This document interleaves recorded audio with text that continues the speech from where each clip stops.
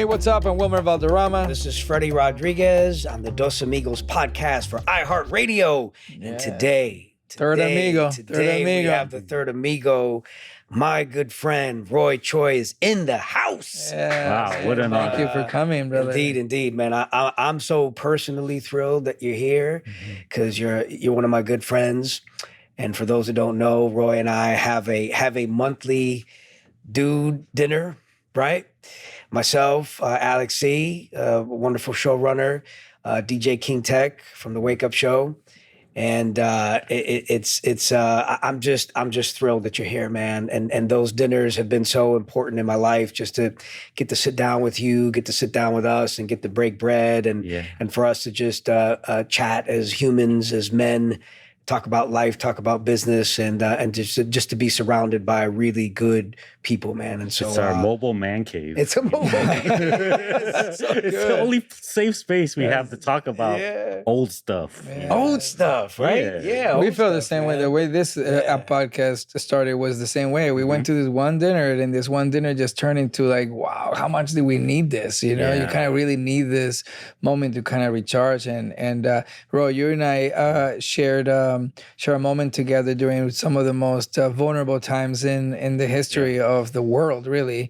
During COVID, Leo and I had started this little podcast called Essential Voices, which was talking to individuals that nobody really knew they were in the radar of essential, because people were rightfully so giving all the flowers to our doctors and to our nurses, and shout out to them again for everything they did for us. And there was a lot of other unsung heroes along there, the truck drivers taking the food, or bringing even when all the truck stops were shut down, and then all these incredible visionaries of food. Food was one of the biggest stress points of the COVID. Yeah, when things started running out, when the farmers couldn't really be and the farmers turning in the food, and then transportation started getting tough to get food to all the grocery stores. As soon as the people started seeing the empty shelves, people started really feeling like this is a post-apocalyptic moment, Yeah. But it was individuals like Roy, that with his company, his vision, and his healing, and the healing that he was providing with his food also showed up in a moment, well, not just vulnerability, but a moment where that was also calling for us to be united and bringing together. And he had food programs that were incredibly effective during that time. And he came on Essential Voices, and we had a really honest and deep and vulnerable conversation about what he had to do to kind of show up for his community and for everybody around him. I mean, needless to say, his food, Roy Choi is, and I'd love for you to talk a little bit about his business too, but I'd love for you to tell everybody who has not discovered yet, which I think will be very rare. Somebody doesn't know what this truck looks like and his business looks like. But really proud to have you here, man. Thank you again for bringing this. Great to be here. Yeah, those times it was essential. It was toilet paper and food. It was, that was it.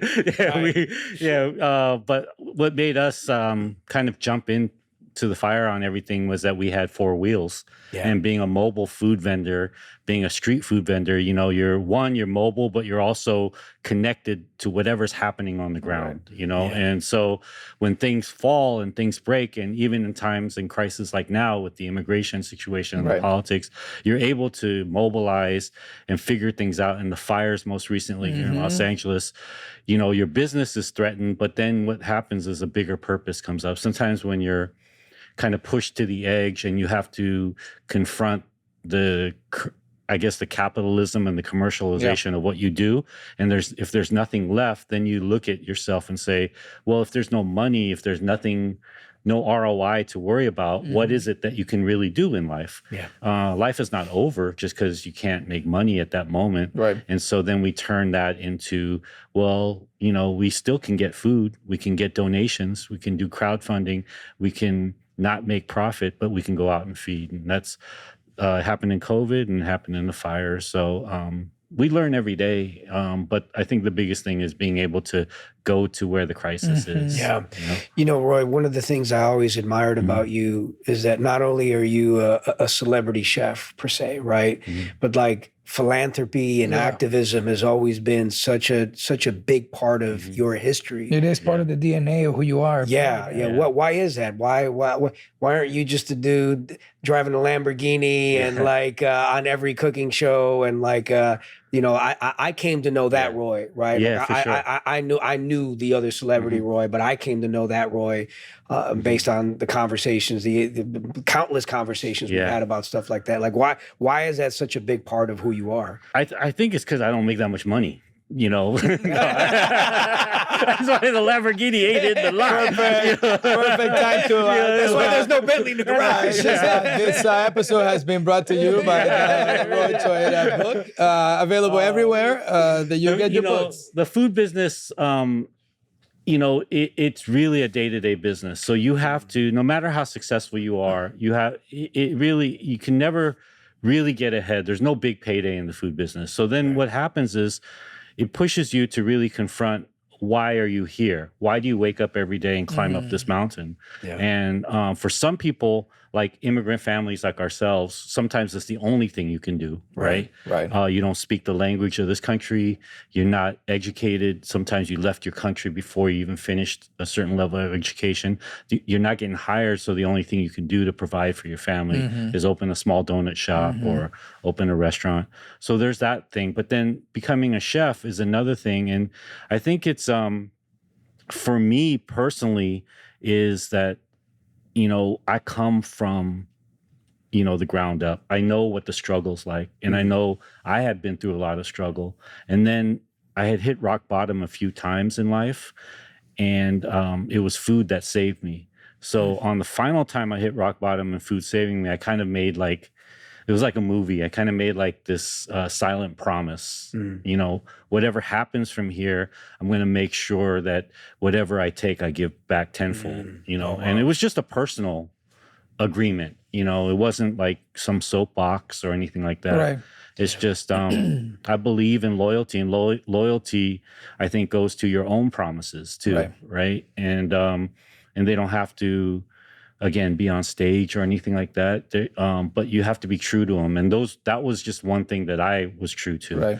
And I think because I've stayed true to it, I believe that it fuels and feeds me as well. You know, I think as I got maybe, I guess, more famous or bigger or whatever, if I started to veer away from that, then, I would have to confront personally me breaking that promise. And, so anyways, like, because of that, everything I do has a balance. It's almost like a green red switch, right? So it has, if I'm doing this job for this much, or if I'm doing this kind of like endorsement thing, or I'm doing this TV show, then I'm going to balance that with something, for charity or for purpose, or for, for, I guess, meaning and in retrospect, what you get in return with that is also you're building community. Yeah. You're showing up to the places where emotionally they see, the loyalty you have with the people, and it turns back into, hey man, if I had a choice between that truck and this truck, I'm going to this one, Right.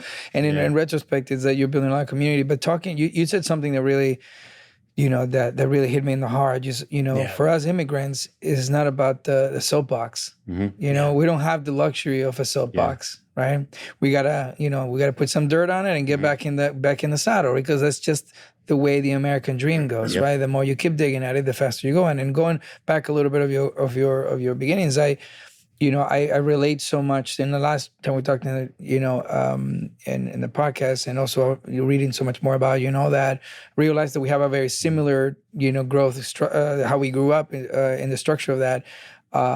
Ultimately, we came to America, we went back, then came back, and you mind telling us a little bit about that? How your family and your influences, and when you returned back to your family's country, and then you came back and because you were born in. Yeah, I didn't go, but my parents came and went back. So and then I was born in Korea. So both my parents met here in LA. Right. Yeah, they met here in LA while they were both like graduate students. Or my mom was, I always say, quote unquote, at art school, but art school means like, I don't know what that means. Where'd she go? I think she went to the Pasadena Art Center, I believe. Yeah. And then my dad was a graduate student here at UCLA. So they met through their own circles. Back then, I think it was like the mid 60s, late 60s. Back then, Asians weren't that many out here in America. Like there was an exclusion act that was lifted in 1965. So like, not to get into too much history, but like, Asians were clowned upon in this country for many, many years. I mean, you go back to World War II, you go back to the Chinese railroad occupations, you go back to, the internment camps and the concentration camps of the Japanese because of World War II. And basically, and the way Hollywood treated Asians, with Charlie Chan and all that stuff. And basically Asians were just like clowned on and pushed to the corner. And we weren't even allowed in this country. Like we were like not even, you couldn't even get in. And then in 1965, because there was actually a law that forbid Asians to come in. So in 65, it lifted and the people started coming. And then so where this all leads is like, by that time, my parents, like, I think met in 68 or something like that. The Asians were just starting to come in. So there were no neighborhoods, really. There were some old Chinatowns. Right. There was no Koreatown. There was no Little Saigon. There was no Thai town. There's none of that. And so anyways, the circles of Asian people were really small. So if you saw someone, you're like, yo. You'd be like, yo, let's hook up. It's like us, Wilmer. When we first It's like this podcast. For sure, exactly. So that's how my parents met. And but anyways, they met, they had a blast. I seen some old pictures of them, man. They were living it up, man.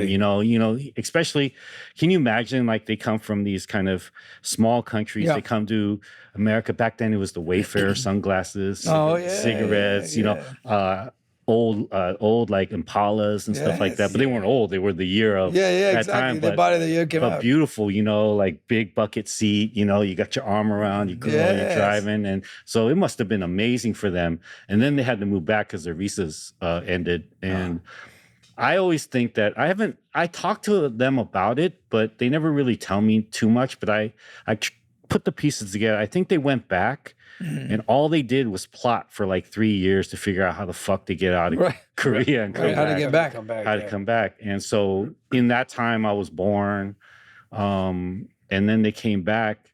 But the weird thing is they went back to their country with like a higher education, and they could have like lived a life, but they were willing to give all that up to come back here and start at the bottom again. So they came back here and start at the bottom, graveyard shifts, janitorial shifts, door-to-door sales. What did your pop do for a living? Well, that's where it all started again. He was studying to become like a political ambassador. Like he was, if everything had gone the way it was supposed to go, he was probably going to be like working for the embassy or a political ambassador or some sort of high governmental position. But he came back here, and it doesn't matter as especially as Asians during that time. That's why you see a lot of Asians from that period, from the early 70s to the early 80s, that 10-year period. The reason why so many own, again, like liquor stores, dry cleaners, donut shops, small restaurants, noodle shops, hamburger shops, all that stuff, is because you couldn't get a job. Nobody would hire an Asian person. We were completely like foreign to the American. Even with him with a degree from it don't matter. It didn't matter unless you had like a science degree or something. So that took a lot of humble pie, I think, for that group of Asians, where no matter how educated they were, they had to go down and get some dirt on them, like you say, and take whatever job is available. My parents basically worked from, I would say, 8, 9 a.m. to about 8, 9 p.m. every single day. Parents did the same. Did they have a what did they do? What'd your folks do during that time? Again, run liquor store. run liquor stores, work at gas stations, janitorial, graveyard, door-to-door sales, Amway, all that restaurants, small restaurants, all that kind of stuff. And but they'd be gone the whole time, and that kind of shaped me into who I am, because with them being gone, and then it's, you know, like life is all about those timing. And I'm sure people growing up right now, kids growing up, they're going to have their own timing points. But for me, growing up in the 70s, it was the timing of them having to figure things out, being the first wave of Asian immigrants. The 70s being a time where there weren't that many rules in place yet, you know? Right. And so they basically just say peace out at like 8, 9 a.m. And they wouldn't, like, I was 5 years old, bro. Yeah. Right. That crazy? I was fucking 5 years old, and they would say peace. Yeah. And then they would be gone. Right. Yeah.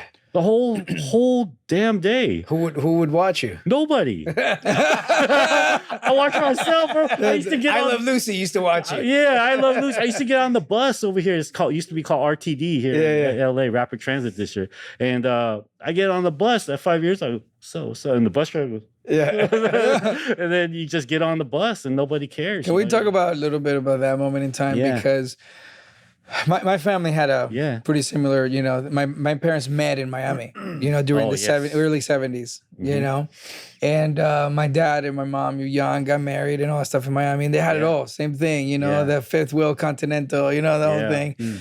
And then my dad moved back to Venezuela, you know. Very similar. And we were raised in Venezuela until I was about 14 years old, right? And then we came back to the United States around that time, learned how to speak English from scratch and the whole thing, you know. What really caught my attention in your story so much was that at 5 years old, and I want to say this in capital letters. They don't make it like that anymore. They don't make them like that anymore. Yeah. You know what I mean? Like a 5-year-old kid to be able to like handle his stuff, understanding the gravity that his parents are out there doing what they got to do, and then you got to find your own way too at 5, 6, 7 years old. The oldest, so it's like you have the siblings. I mean, like think about parents and their kids now. Obviously technology helps, but in most cases, they know where their kid is at every single second of the day. You probably know where your kids are every single second of the day. Find my iPhone. You just look on there. But back then, man, they didn't even know. Yeah, by the time they got home, you could be in New York. You could be in New York, home alone, you know. 10 hours, 12 hours, you could be in Italy. Yeah. You never know at 6 years old. Did you have siblings you had to watch over? Yeah, but we're 6, 7 years apart. So by the time, and then in early infant days, they would strap her on their backs and go, and my mom used to go door to door and go do the work. She used to sell, like, she would do a lot of, I mean, you see it now today in LA a lot. She would do a lot of what you see on the corners where you see the mom selling menudo or pozole on the weekends, or their tamales or anything like that.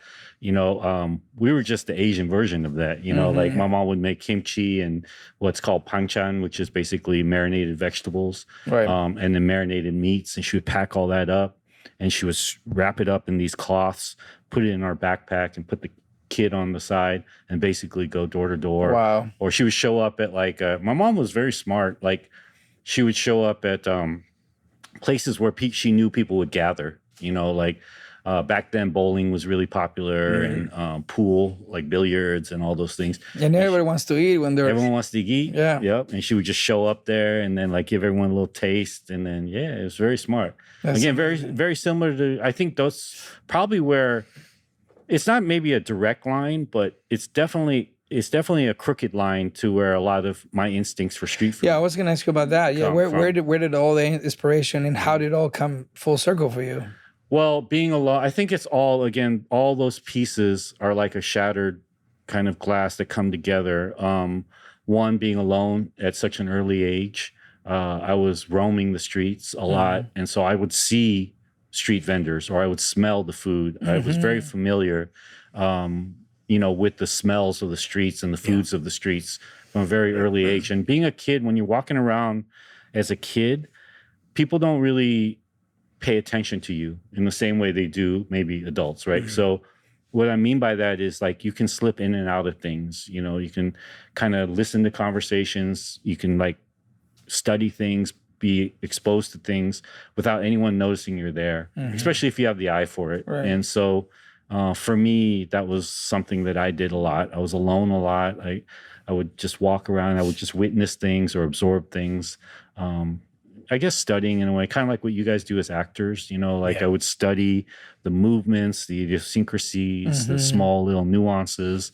The efficiency of the business. The efficiency. I would see how people operate, how they set up. These are all little things that were like my own little kind of hobbies or interests. Right. Most people had hobbies of like building, model airplanes or working on their motorcycles or things like, or bikes or things. For me, it was watching like how a street vendor exchanges cash. Oh, wow. Watching how they flip their foods and things like that. But I didn't know growing up that those things would ever turn into something. Those are just my own personal hobbies. Right. Being around my mom by her side and the way she handled stuff and the way she like knew how to pack things, knew exactly how much she was going to pack and why she was going to this place. And all those things were, I guess, like by the time I got into street food, they were already ingrained in me, kind of like Jason Bourne, Yeah. What was that magic moment? What was that moment when you say, okay, I'm going to start this thing, see how it goes? Like, what was that moment? How did that start? For Kogi, it was, I was out of a job. So it was kind of like my hand was forced. What were you doing before? Yeah, what were you doing before? I was a chef. I was a chef for 15 years before Kogi happened. Wow. Yeah. So Where were you? What I was at the Beverly Hilton. Oh, wow. Yeah. Wow. So if you were at the Golden Globes 2007, all the sliders, all the 2008, I probably served you. You made those sliders? Yeah, Incredible. I love the sliders, man. Great triple fried fries. Yeah, so I was doing that whole thing. I was working in hotels. Did you go to school to be a chef? I went to school to be a chef. I was on the path to my goal, my dream, because I didn't know I was going to be an entrepreneur. Right. So my dream up until that point was to eventually maybe become like an international chef. Like that was as far as my vision could go. Was like my biggest mountaintop was, could I be like the executive chef or the regional chef for like a 4 Seasons Singapore. That was Mount Everest. That was my Mount Everest. That would, because First of all, that's a really amazing that's a great job, man. Like you're working in Singapore or Bangkok or even Puerto Rico or wherever, and then you have this great job. You're cooking amazing food. You have amazing clientele and guests, and then you can stay around the world wherever you want at the partner hotel. So that was the dream. I lost all that, and then in 2008, and then I was out of a job for about almost 6 months. Why may we ask? Yeah, I think the economy crashed. It was the real estate crisis at that time, and then also what happened was, I think I had, for all that success as an executive chef, in that time in life, I was maybe a little overqualified for any jobs out there. It was a time in the world where everyone was downsizing. But I think it was also spiritual in the sense that maybe that part of my chapter in my life was over, because I was out there interviewing, and I wasn't getting any jobs. I wasn't getting the jobs that I thought I should get. And you think the world, somehow the universe was telling you, hey, I think so. There's another road, there's another street over there. I think so. Thank you for asking that, Wilmer, because it's hard to talk about it, because like in the world, when you talk about mystical shit, like nobody wants to really listen, and it's like, it's hard to put it into words. I hear you on that. That's a really interesting thing that you tap into it, because we're not shy to tap into the why us. Right. Yeah. We're not shy to tap into that aspect, because I look at you and I look at the, nothing short of a really goodwill, beautifully well-built empire, that you have. Yeah. And, to reflect on this moment, that the moment where you were being compressed the most, you were led to make a different type of diamond somewhere else, Absolutely. And I think that was an interesting thing. We talk about it like, why us, right? Like no one in our family, decided to go into this thing. We decided to do the hardest thing that we could possibly do. And somehow we ended up at a path where not only sustainability, but we were to, hopefully do some positive things that we can take with us in the graveyard. But I'd love to tap a little bit deeper into that part because, in that moment, and we always try to offer this to a lot of our listeners and our viewers and everybody who watches us or listening to us is that is the moment that, don't call it a test. It is those moments of hardship and turmoil are the manifestation of where, where like you did that chapter is closed. We got to tell you, otherwise you're going to keep going in a road of possibly unhappiness. But I'd love for you to dive a little deeper on that part. Yeah, like if you do open yourself up to the mystical communications, and you may not know it at that time, you may feel it.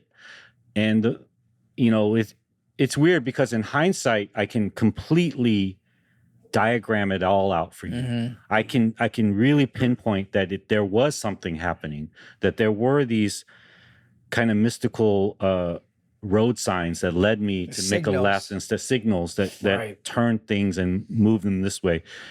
I couldn't get a job. I completely lost my ability to do things that were second nature to me. I couldn't. I had built a career for 15 years. It would be like if you couldn't read pages anymore, memorize anymore, like these things that were innate within you, I couldn't even do anymore. And then there was these moments that happened where I would listen to different signals at that time that allowed me to see that there was a new path ahead of me. My friend calling me and saying, "Hey, let's start a taco truck." Me normally saying, probably would have said no, but because I was out of work for so long, I was open to it.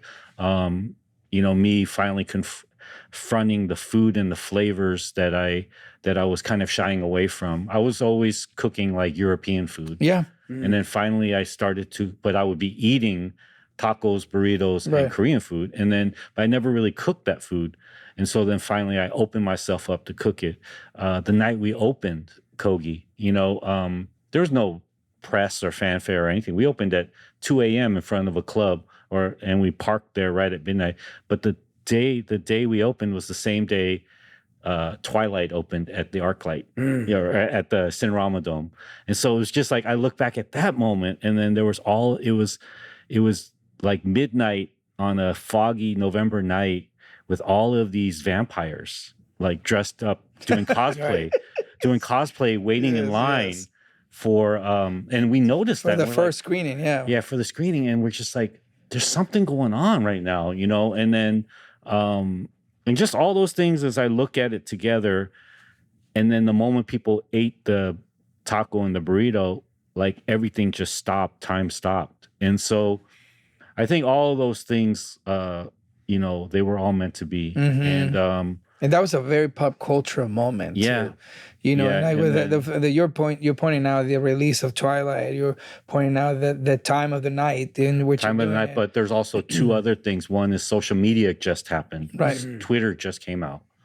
And then the iPhone just came out. So it was all these things happening at one time that allowed us to kind of plug into that energy. And did we know everything at that time? No. But we trusted it and we listened to it and we followed it. And I think if you're looking for something right now or wherever you are in life, I don't know, it's easy to look back on it, but if you're in the moment, I think if you can open yourself up to information that's not just in your brain, like other information, and a lot of native indigenous cultures do it all the time, right? And, tap back in. Tap back in. And I think that's a really interesting theme to kind of follow here as well, because what you're describing is you saying like, okay, I achieved the cuisine that was unlike my heritage culture, to where I came from, the stuff that I saw my mother make and all that. And then all of a sudden you went back to your interest. to your what you liked, what you were familiar. And when you can co-sign on something, I like this taco, somebody else probably will. That's the magic moment. And everybody felt it at that time. It wasn't just me or my team. It was the reason why I think that there was something happening is because everyone around us felt it. Like if you write it on paper, there's no reason that an Asian guy making tacos out of a truck, would make any sense, right? But as soon as we got out there, like everyone was like, right. Why do you think they didn't see race? They didn't see anything. They saw the future. They saw the truth in the future. Why do you think that is, right? And what was super interesting about this is before you and I even met, right? I remember driving down. What was that place on Washington where you first had your tacos at? Do you know that place? Remember that place, like in Culver City? The bar. Alibi Room. The Alibi Room. I remember going like on a midnight taco run, like, I keep hearing about these tacos, man. I got to go have some. And I went there at midnight and I thought it was one of the most amazing things I had ever tasted.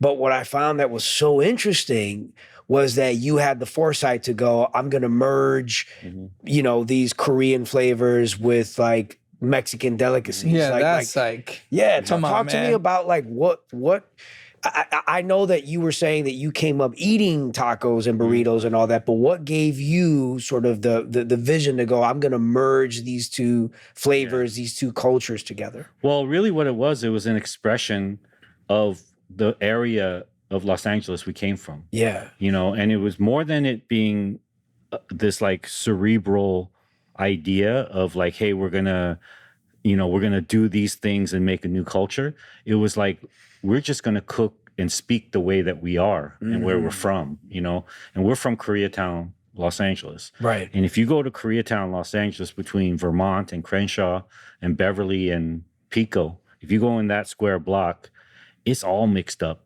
Right.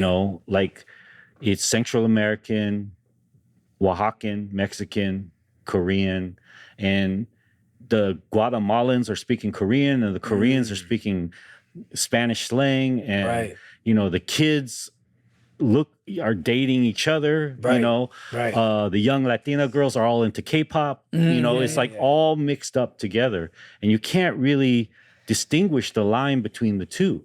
Like you go to the high schools, you go to Koreatown at 3 p.m. and in front of like the junior high schools and high school, you come out, all the kids come out, they're all into K-pop. Right. And then go to the markets and the restaurants. Everybody working in the markets and the restaurants all speaking Korean, and not speaking like schoolbook Korean, but speaking like slang Korean. Like arguing with the Korean like lady or worker or whatever, and they're eating together the food of each other. So they have a rice bowl with carne asada and hot sauce, but kimchi and a cilantro and onion all mixed together, and it's all mixed up together. Everything's mixed up together. And that mix up is kind of what our food was. And so what we did was we just got out of the way, and that's really what it was like, we were able to like kind of like harness it, but we got out of the way and let it speak for itself. And I think what it did was it made our area of town like worldwide, All right, so let's slow it down right there. This has been part one of a 2-part conversation with Roy Choi, and we'll see you guys for part 2.